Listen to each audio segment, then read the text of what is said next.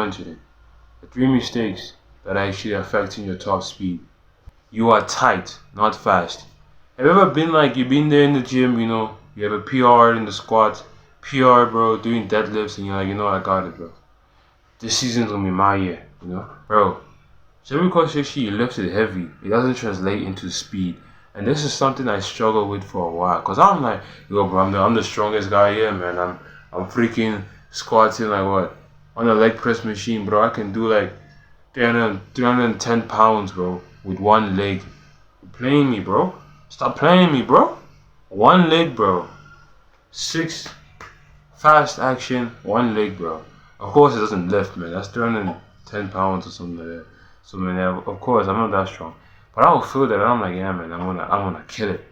But then it doesn't 100% translate into speed because you have to actually do your plyometrics. Make sure you actually sprint, because you can't just hit the gym and be like, yeah, I got a 10.5, I got a 10.2 inside of me, It's like, come on, those bodybuilders will be much faster than athletes, but they're not. So the main thing is really sprinting and also being loose, bro. Not actually trying to fight with your body, you understand? That's also a main thing, because the much bigger you get, the more stiffer you are, you understand? So that's why the main thing is you should always keep this in mind, that your body, your upper body should be like water, but your lower body should be like fire. So actually, your lower body is putting in the work, it's hitting the ground fast, it's force, it's powerful, and it's aggressive. But your upper body should be smooth like water, like Bruce Lee. So that's mistake number 1. Mistake 2 is even worse, and I bet 90% of you guys are doing it right now. Let's get to it.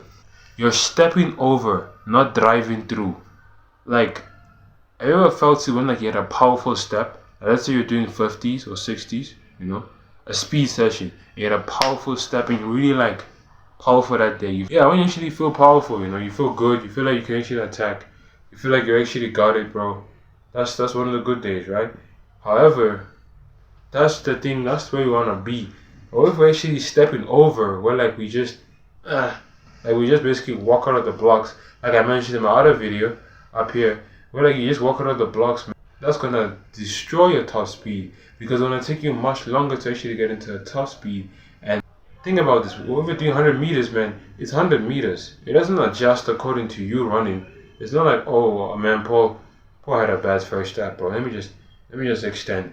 We're doing 110 meters today, guys. No, what the heck?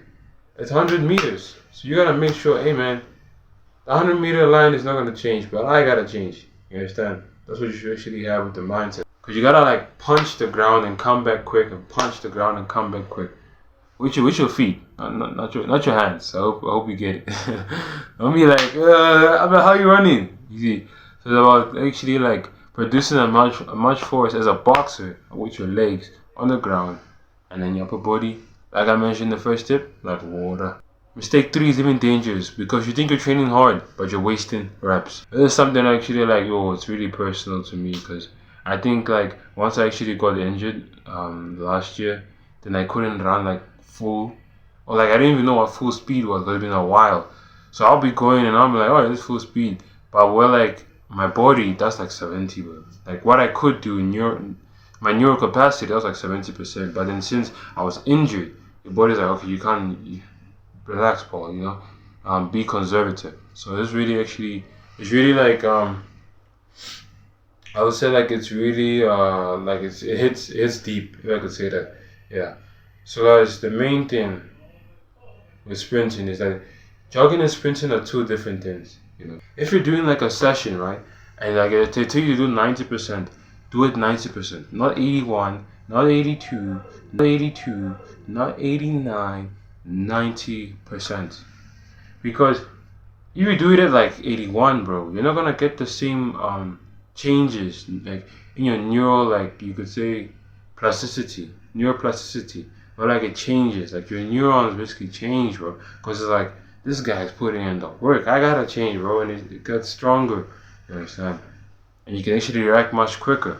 So speed is equal to the maximum intention is gonna give you the maximum output, and that equals fast speed. So guys, I post real speed workouts like this each week.